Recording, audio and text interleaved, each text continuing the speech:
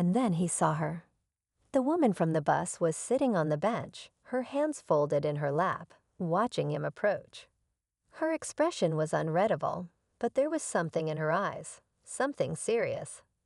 He swallowed hard and took the final steps forward. "You came," she said softly. He nodded, not trusting himself to speak. She took a slow breath before looking him directly in the eye. "I need to tell you the truth," she said. "About her, about you, and why none of this is a coincidence." The boy's stomach dropped. He had no idea what he was about to hear, but he knew one thing for sure. His life was never going to be the same again. The boy's breath hitched, his mind spinning with questions. The woman's serious gaze didn't waver, and for a moment, the world around them seemed to fade. Cars passed in the distance, people walked by without a second glance, but here, on this bench, something life-changing was about to unfold. He swallowed hard. "Who was she?" he asked, his voice barely above a whisper. The woman hesitated, as if choosing her words carefully.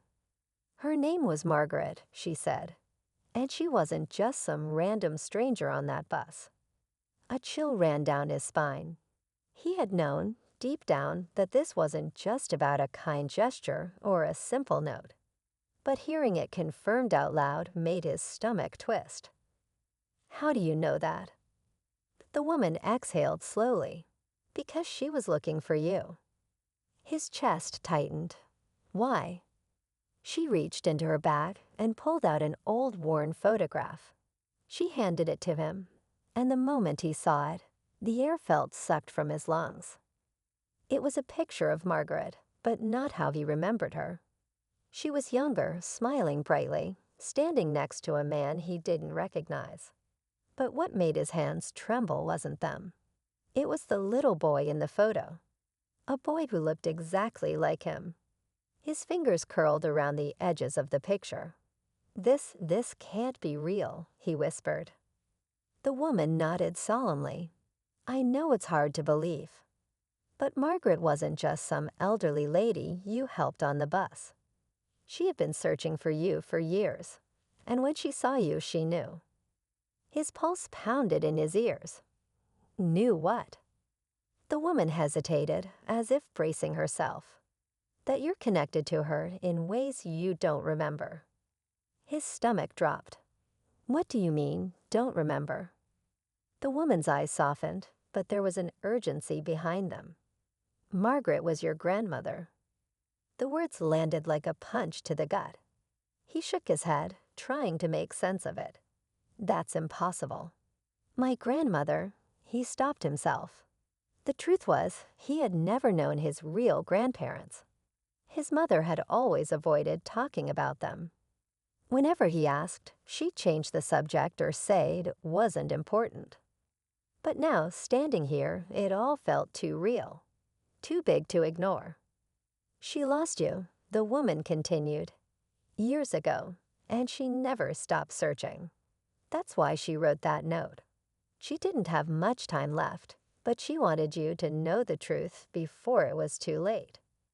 His throat tightened. Too late. The woman hesitated, then said softly, "Margaret passed away last night." The world tilted. Everything inside him went still. His chest ached in a way he couldn't describe, as if something had been taken from him before he even had the chance to understand it.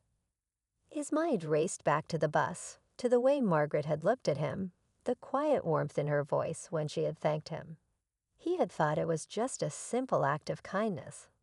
He had no idea it was goodbye. Tears burned behind his eyes, but he blinked them away. Why didn't she say anything? The woman sighed. She was afraid. Afraid you wouldn't believe her. Afraid she wouldn't have enough time to explain everything. But she wanted you to know that she never stopped loving you. Never stopped looking for you. His hands clenched into fists. This was too much. Too fast. He had spent his whole life thinking he was just a normal kid with no real connections beyond his mother. Now, in a span of 24 hours, everything had changed. But before he could fully process it, the woman's expression shifted. "There's more," she said, lowering her voice. "Something she didn't get the chance to tell you." His heart pounded. "What?" She glanced around, as if making sure no one was listening. Then, leaning in closer, she whispered, "Margaret wasn't just looking for you. Someone else was too." A cold shiver ran down his spine. He barely had time to react before, out of the corner of his eye, he saw something. A figure standing across the street. Watching. When his stop finally arrived, he stepped off the bus, the cool evening air brushing against his face. He hesitated for a moment, looking in the direction the elderly woman had gone. The streets were busy, filled with the usual noise of cars honking and people talking, but she was nowhere in sight. It was as if she had vanished into thin air. At home, he sat on the edge of his bed, staring at the note again. He unfolded it slowly, tracing the shaky handwriting with his eyes. The words were simple, but they carried a weight he couldn't explain. Asterisk, you remind me of someone I lost. Please don't ignore this. There's something important I need to tell you. Asterisk. His chest tightened. Who had she lost? And why did he remind her of them? 1,000 possibilities ran through his mind. Was she just a lonely old woman looking for someone to talk to? Or was there something more, something deeper that he wasn't seeing? The next morning, he couldn't shake the feeling that this wasn't over. At school, his friends noticed he was distracted, but he didn't know how to explain it. Would they even believe him? It wasn't like he had some wild story, just a note from a stranger. And yet, it felt like a puzzle waiting to be solved. That afternoon, as he boarded the bus again, his heart pounded. He found himself scanning the seats, searching for her. But she wasn't there. The ride felt longer than usual, the noise around him fading into the background. He pulled out the note, reading it over and over, hoping it would somehow make more sense. Then, just as he was about to put it away, something caught his eye. A woman, maybe in her 40s, sitting a few rows ahead. She was watching him, her expression unreadable. When she noticed him looking back, she quickly turned away, pretending to be focused on her phone. A strange feeling settled in his gut. He didn't know why, but something about her felt off. Had she been on the bus yesterday? Was she watching him, or was he just imagining things? He wanted to ignore it, to brush it off as coincidence. But after what had happened, he wasn't sure he could. As the bus rolled forward, the unease grew. He had a feeling this was just the beginning. The boy's grip tightened around the note as the bus rumbled forward. His heart pounded in his chest. He couldn't shake the feeling that something was happening, something he didn't fully understand. The woman sitting a few rows ahead kept her gaze lowered, her fingers tapping lightly against her phone, but he knew she had been looking at him. Was it just a coincidence, or was she somehow connected to the elderly woman from the day before? He forced himself to look away, trying to focus on the passing streets outside the window. Maybe he was overthinking everything. Maybe he was letting his imagination run wild. But then, as the bus pulled up to the next stop, something unexpected happened. The woman stood up, but instead of heading toward the exit, she made her way down the aisle, toward him. His pulse quickened. He tried to act normal, but every nerve in his body was on high alert. When she reached his row, she paused for just a second before slipping something into his hand, a small folded note, much like the one the elderly woman had given him. Then, without a word, she stepped off the bus and disappeared into the crowded sidewalk. For a long moment, he just sat there, frozen. The piece of paper felt heavy in his palm, even though it weighed almost nothing. His mind raced with possibilities. Was this connected to the first note? Was this woman somehow involved? Slowly, he unfolded it, his breath catching as he read the words inside. Asterisk, she was looking for you. If you want answers, meet me at the bench by the library. Don't tell anyone. Asterisk, his throat went dry. He read it again, making sure he hadn't misunderstood. Who was she? The elderly woman. And what did they mean by looking for him? The bus ride home felt like an eternity. His thoughts spiraled in 100 directions, every possibility more confusing than the last. By the time he got off at his stop, his hands were shaking. Should he go to the meeting? Could he even trust this? That night, sleep didn't come easily. Every time he closed his eyes, he pictured the elderly woman's tired but knowing expression. The way she had looked at him, as if she saw something in him that he didn't even see in himself. Then there was the mysterious woman from the bus, her presence lingering in his mind like a shadow. By the time morning came, he had made his decision. He had to go. He had to know the truth. After school, he walked to the library, his heart hammering with each step. The closer he got, the heavier the air felt. The world around him seemed distant, muted, like he was walking straight into something bigger than himself. The bus was packed that afternoon, filled with people just trying to get home after a long day. Among them was a young boy, no older than 13, sitting quietly near the middle.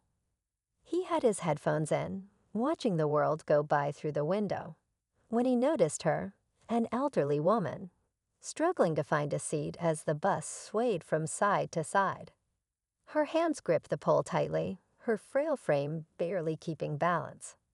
Without hesitation, the boy pulled out his earbuds, stood up, and offered her his seat with a small, polite smile. She looked at him for a moment, her tired eyes filled with something unspoken. Then, with a gentle nod, she lowered herself onto the seat, letting out a quiet sigh of relief. "Thank you, young man," she said, her voice warm but weary. The boy just shrugged, brushing it off as no big deal, then moved toward the back, finding a spot to stand among the other passengers. To him, it was just a small act of kindness, something his mother had always taught him to do. But he had no idea that this simple gesture was about to change everything. 2 minutes later, just as the bus approached the next stop, the elderly woman reached into her bag, pulled out a small folded piece of paper, and carefully handed it to the boy. At first, he hesitated, glancing up at her in confusion. "What's this?" he asked, but she just smiled knowingly and gave him a small nod, urging him to read it. His fingers trembled slightly as he unfolded the note, his eyes scanning the words written inside.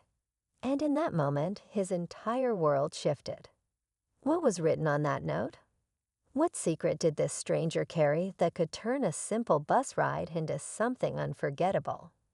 Stay with me as we uncover the shocking truth behind this unexpected encounter. You won't believe what happens next.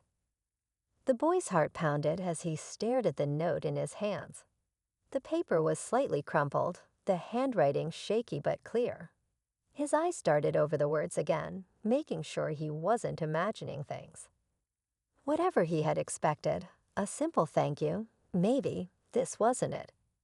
He glanced back at the elderly woman, but she was just sitting there, her hands resting in her lap, gazing out the window as if nothing had happened. The bus rumbled forward, the city outside flashing by in blurs of color and motion.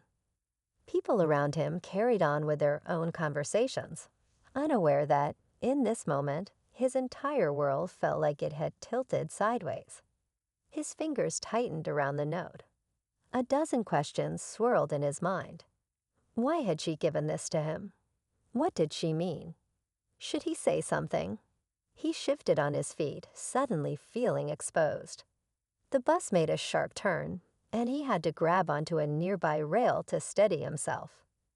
The woman remained quiet, her face calm, almost unreadable. There was something about her, something in the way she carried herself, that made him feel like she knew more than she was letting on. Memories of his mother's voice echoed in his head. Asterisk, always be kind. You never know what someone else is going through, asterisk. He had never thought much of it before. Kindness had always come naturally to him. But now, standing here with a stranger's mysterious message in his hands, he was starting to understand what she meant. The boy folded the note carefully and slipped it into his pocket. He wasn't sure why, but something told him this wasn't the right time to react. Not yet. A few stops later, the bus slowed, and the elderly woman adjusted her scarf, preparing to leave. She rose slowly, gripping the rail for support, and turned slightly toward him. For the briefest second, their eyes met. There was something in her gaze, gratitude, yes, but also something deeper, something unreadable. And then just like that, she stepped off the bus and disappeared into the crowd. The boy stood frozen, his mind racing.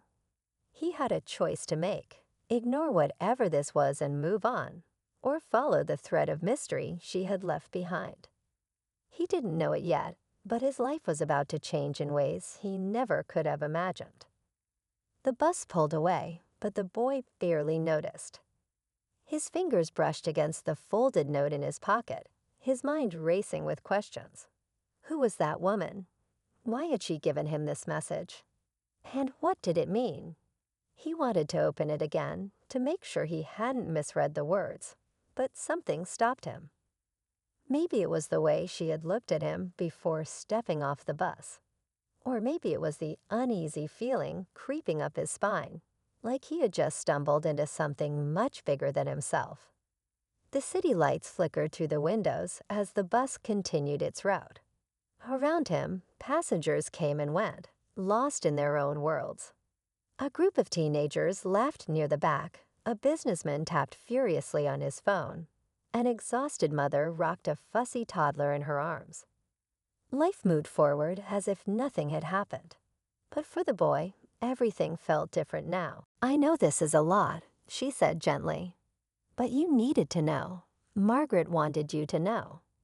His chest felt tight. But if she was my grandmother, why didn't my mom ever tell me? The woman hesitated. She thought she was protecting you. When you were little, something happened. Margaret tried to keep you safe, but there were people who didn't want that. His hands curled into fists. And that man, the one who was following us. She glanced toward the dark street where he had disappeared. He was part of it. Maybe even the reason you were taken from her. The boy swallowed hard. A part of him wanted to chase after the man, demand answers, make him explain why he had spent his whole life without knowing any of this. But deep down, he knew he wasn't ready for that. Not yet. The woman sighed. Margaret left something for you, she said, reaching into her bag again.